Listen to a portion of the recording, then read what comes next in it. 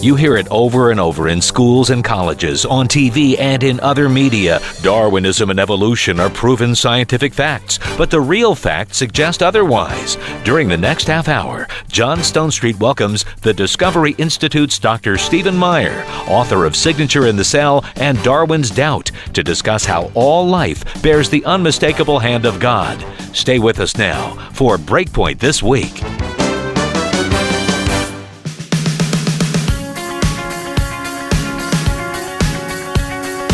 From the Chuck Colson Center for Christian Worldview, this is Breakpoint This Week with John Stonestreet.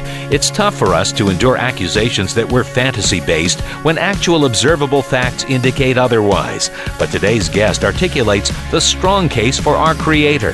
Here's John to get things started.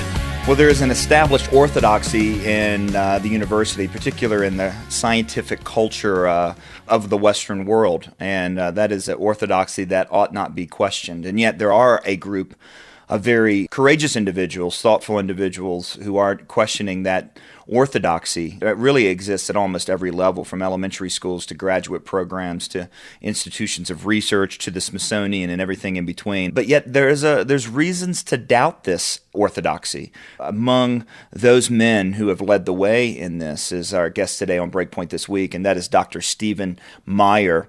Dr. Meyer received his PhD from the University of Cambridge in the philosophy of science. He now directs the Center for Science and Culture at the Discovery Institute in Seattle, Washington, and we'll link to that at our website, breakpoint.org. His last book, which made such an incredible splash in this entire community, was called Signature in the Cell. In fact, it was named a Times Literary Supplement Book of the Year.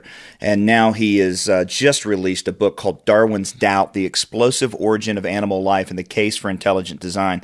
The Intelligent Design movement is the name for that movement, which is seeking to expose some of the holes in the secular orthodoxy. Dr. Meyer, I've been a fan of your work for a long time. I want to thank you for taking some time and kind of walk us through some of these dilemmas here on Breakpoint This Week.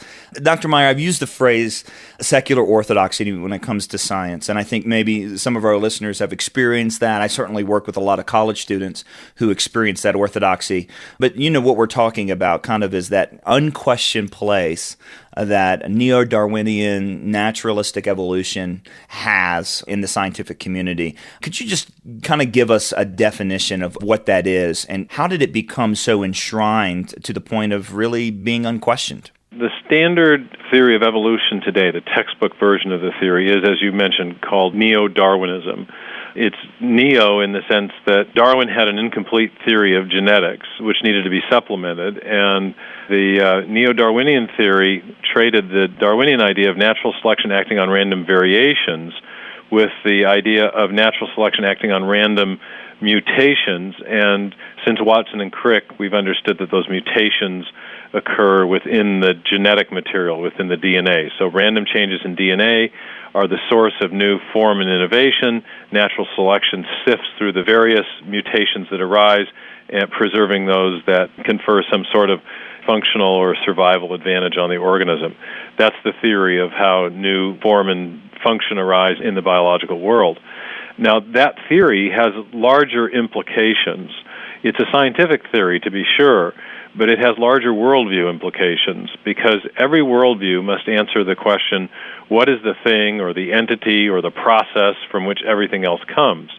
And a materialistic worldview or a strictly naturalistic worldview answers that question by reference to matter and energy and strictly material processes. And so the Darwinian story of how new forms of life and how the appearance of design arose is a strictly materialistic or naturalistic one, and therefore it provides an indispensable plank in this larger materialistic story, this larger materialistic narrative of how everything got here and the larger materialistic worldview.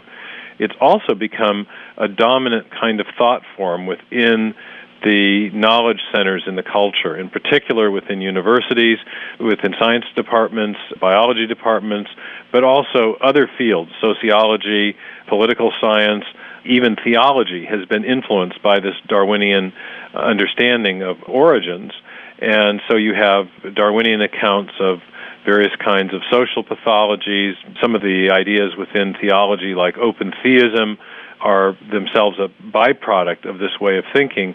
If there was a purely undirected, unguided process that produced everything, such that even people who are theistic affirm that, and these are some of the folks called theistic evolutionists, would affirm the Darwinian creation story, but then recognizing that the Darwinian mechanism is unguided and undirected, would then conclude that, well, therefore God doesn't know the future because the mechanism is unguided and undirected and therefore unpredictable. So the Darwinian theory of origins ends up ramifying out to affect lots of other fields. It affects our view of human nature, our understanding of jurisprudence, whether people have actual freedom or whether they're completely determined by genes, environment, and their evolutionary history, and so on. So it's the foundation for a very comprehensive materialistic view of reality. And as such, people end up encountering it in the universities, in the media, in law schools, in the courts, in lots of areas of culture.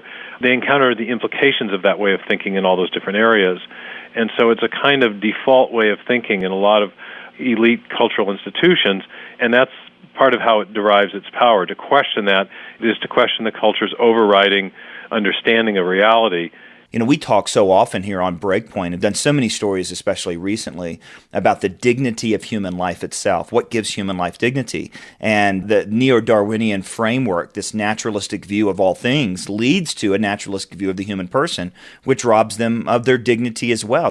There's a bioethicist, Peter Singer, at Princeton, who's an advocate of the radical animal rights agenda and the denial of any qualitative difference between humans and animals. Singer says that in these positions that he's advocating, we're just catching up with Darwin, that Darwin denied that there was any kind of fundamental or qualitative distinction between humans and animals, any distinction, as he puts it, between us and them. And it follows from that premise that to assert human rights or any distinctive form of human dignity is a form of speciesism and to be denounced as inequitable.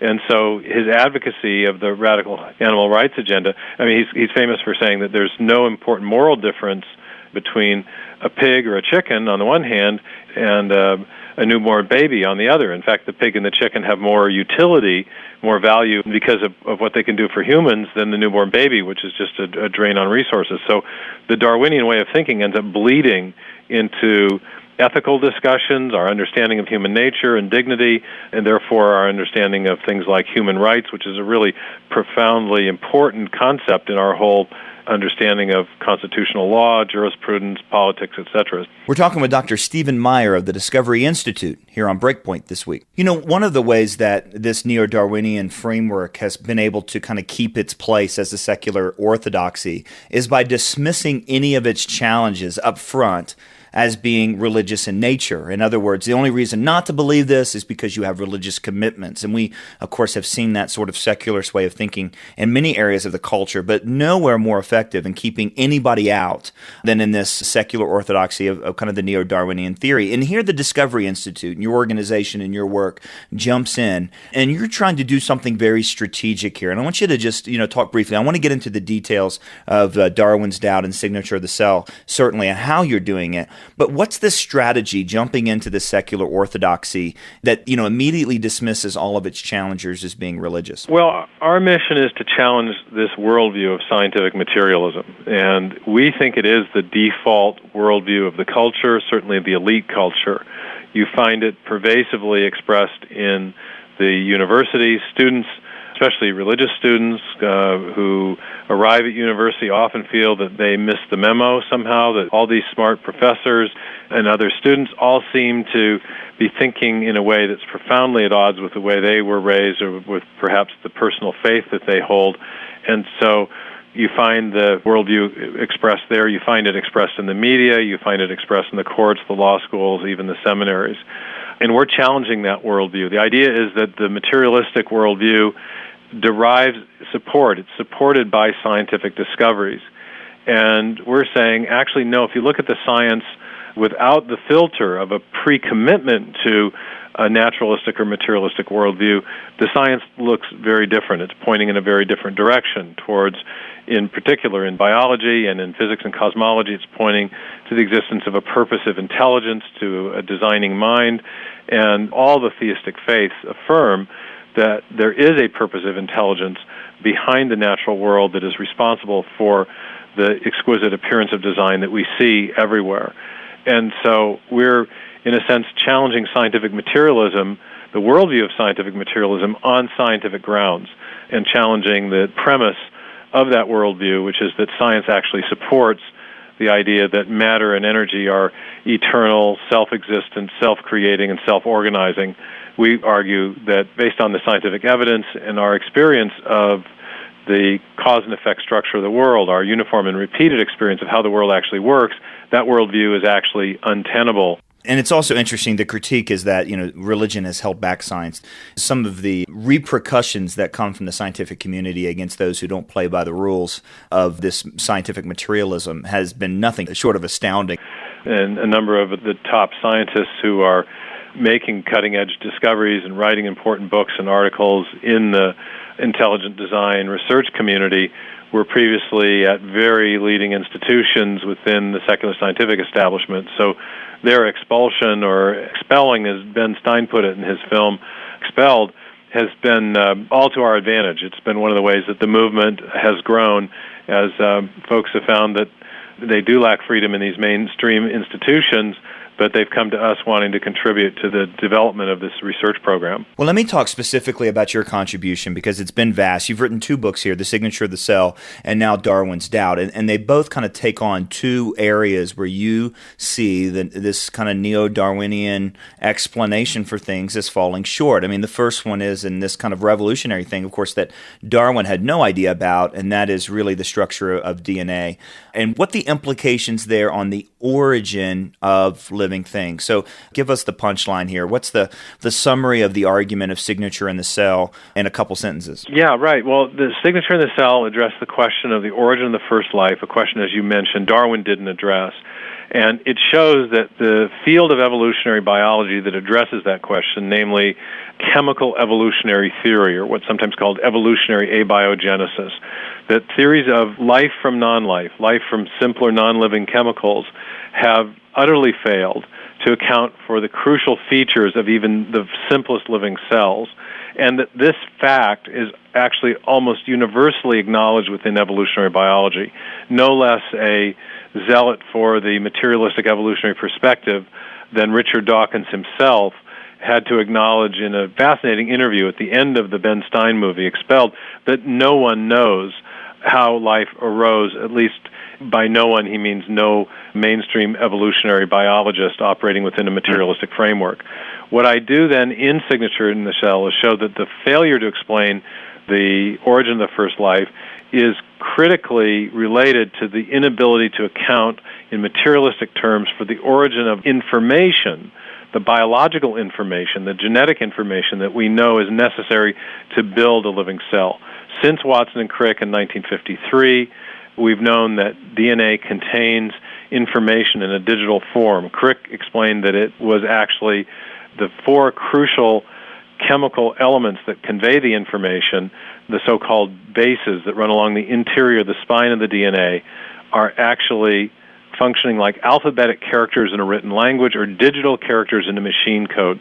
They're literally conveying instructions for building the crucial proteins and protein parts that are necessary for the cell to stay alive. What I showed in Signature was that not only do the chemical evolutionary theories on offer fail to account for this information, but in addition, we do know of a cause from our uniform and repeated experience, which is the basis of all scientific reasoning, that is capable of generating digital information, and that cause is intelligence. One information theorist who was a pioneer in the application of information science to molecular biology said that the creation of new information is habitually associated with conscious activity. If you think about that, it's absolutely consistent with our experience. If you look at a hieroglyphic inscription or a section of computer code or a paragraph in a book or even information embedded in a radio signal and you trace it back to its ultimate source, you always come to a mind, not a material process.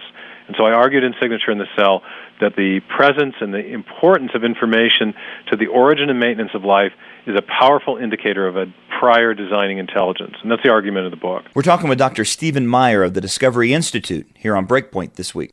just to put it kind of in kind of a simple punchline sort of way, I mean, what we were saying is that when we see evidence of intelligence, our universal experience is that it comes from intelligence. Non-intelligence doesn't produce intelligence. And so the Darwinian mechanism, the Neo-Darwinian mechanism is different. And this is one of the, I think, critiques that your book received wrongly, is assuming that this Neo-Darwinian, process can add information and give us the world that we have. But what you're arguing is something a little bit different, isn't it? It's not just that one piece of information can be added to create the intelligence, but there's a particular order to the information. And then, of course, there's also that idea of the first cause. There has to be an intelligent first cause for it. Yeah, there's two contexts for this discussion. The first is the context of the origin of the first life, and that question is addressed by a branch of evolutionary theory known as chemical evolution. And you're right, after the first book was published, the main attempt to critique it invoked the Darwinian mechanism of mutation and natural selection, which is a process that isn't really relevant until you have life.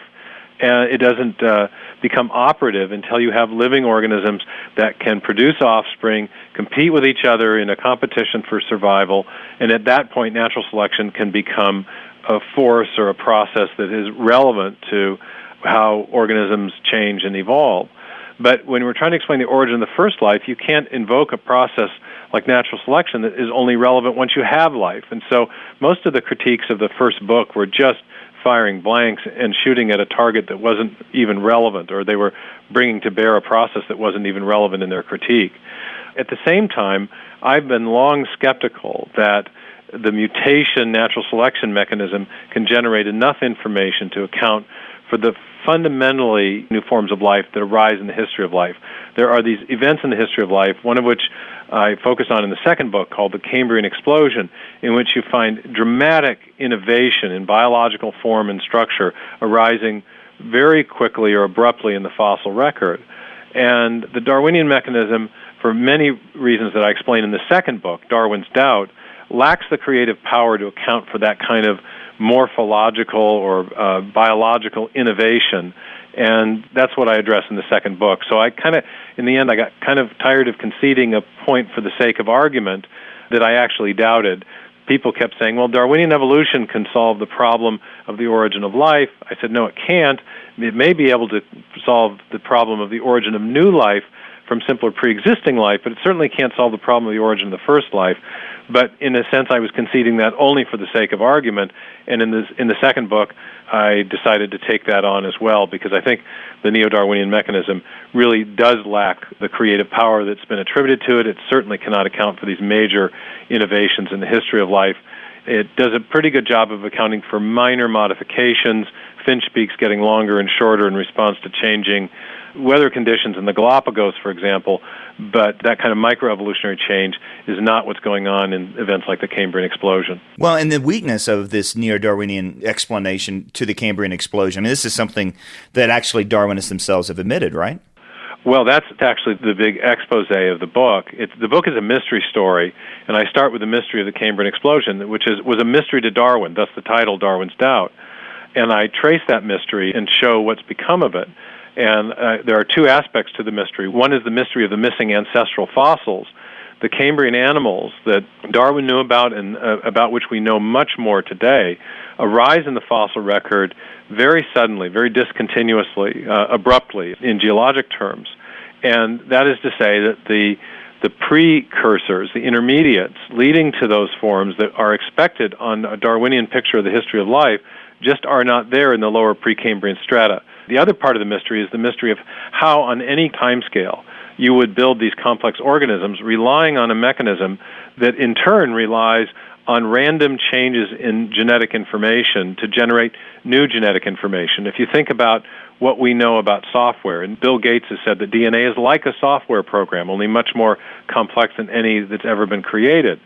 If you start randomly changing the zeros and ones in a section of software, are you more likely to generate a new operating system or a computer program, or are you more likely to degrade the information you have long before you ever get there? The answer to that question, based on our own experience, is obviously the latter. You're more likely to degrade the information, and the same thing turns out to be true in the biological context, and I show that. And so one of the big problems with neo-Darwinian explanation is that it, too, has an information generation problem. It can't generate the information necessary to produce these fundamentally new innovations in the history of life, and therefore it's in serious trouble. And that leads to the point of your question, which is that I'm not the only person, and that my colleagues in the ID research community aren't the only people recognizing this. In the book, I show that there are now numerous new evolutionary models that are being formulated.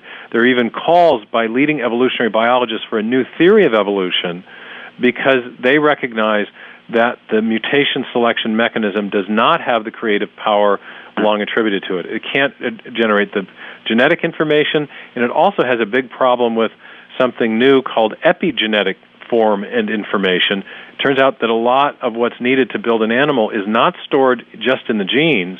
It's also just in the DNA. It's stored in other places in cells and in animals that are independent of genetic information, and that poses a whole additional layer of problems for the neo-Darwinian mechanism, which I also address in the book. And many of the leading evolutionary theorists who are critical of neo-Darwinism are critical because they doubt the theory can account for this higher level of form and information that's required to build new animals. So it is actually very much a new day. I think it's fair to say neo-Darwinism is actually dead, despite the way in which students encounter it as a textbook orthodoxy, despite the public spokesman for the theory in the form of people like Richard Dawkins or the National Center for Science Education or reporters at the New York Times. And this is one of the themes of the book, is there's a huge disparity between the public presentation of the theory and its actual status in the peer-reviewed scientific literature. We often hear the intelligent design movement is summarized, well, it's the argument from design. But it's not just that there's a design, there's an irreducibly complex design. Could you kind of talk us through what that means? This is the concept that Michael Behe developed, noting that there were many molecular machines inside living cells, circuitry, that depended on the interaction, the functionally integrated interaction of many separate protein parts. The system that he made famous was this bacterial flagellar motor with its 30 different protein parts forming parts that are clearly identifiable as U-joints and bushings and drive shafts and rotors and stators. This is an extraordinary and exquisite level of mechanical engineering that's at work in the nanotechnology inside living cells. I'd like to say it's high-tech evidenced in low life. So even the bacterium, a lowly bacterium, has one of these exquisite rotary engines. And Behe noted that the research has shown that if you remove even one of these parts of these machines, they very oftentimes lose function altogether. And so it makes it very hard to account for the origin of these systems in the standard gradual neo-Darwinian way, where each additional mutation or part that's generated would confer some survival advantage, because we know that the 29-part, the 28-part, the 27-part, 26-part version of the flagellar motor plays no function at all. It would be made inoperative by the loss of those parts. And so there's nothing there. Natural selection selects for functional advantage, but many of the intermediate steps from any conceivably simpler system to the full-blown flagellar motor, we know experimentally lack any function at all, much less a functionally advantageous state that could be selected by natural selection. So it's a big problem. In the book that I've just finished, in Darwin's Doubt, I show a variation of this problem in relation to the circuitry that scientists have discovered is necessary to build new animals. If you want to build a new animal, the evolutionary process is going to build a new animal. It's got to alter circuitry that is involved in making sure that the right cells are turned on at the right time and the different types of cells differentiate themselves from each other in the right way at the right time. There's a complex choreographed process under the control of things called developmental gene regulatory networks that are actually forms of integrated circuitry. And what the developmental biologists have discovered is that if you alter that circuitry, catastrophic effects ensue for the organism. It dies. And that raises a big problem. If you want to build an animal, you've got to have this circuitry controlling the way cells organize themselves and are differentiated from each other. But you can't change the circuitry without destroying the animal. So how would you ever evolve one type of animal body plan into another when doing so requires new circuitry arising from old circuitry, when we know that you can't make that kind of transition without destroying the developing animal at all and thus shutting down the evolutionary process. So that's a variation on the Behe irreducible complexity theme, and one which is very much understood to be a problem within mainstream developmental biology. Well, we're just thankful for organizations like the Discovery Institute and scientists like Dr. Stephen Meyer, who's been my guest today on Breakpoint this week. Dr. Meyer's 2 books, Signature in the Cell, and now just most recently, Darwin's Doubt, The Explosive Origin of Animal Life and the Case for Intelligent Design. We'll link you to those at our website, breakpoint.org. You can also visit the Discovery Institute at discovery.org. And thank you for joining us on Breakpoint this week.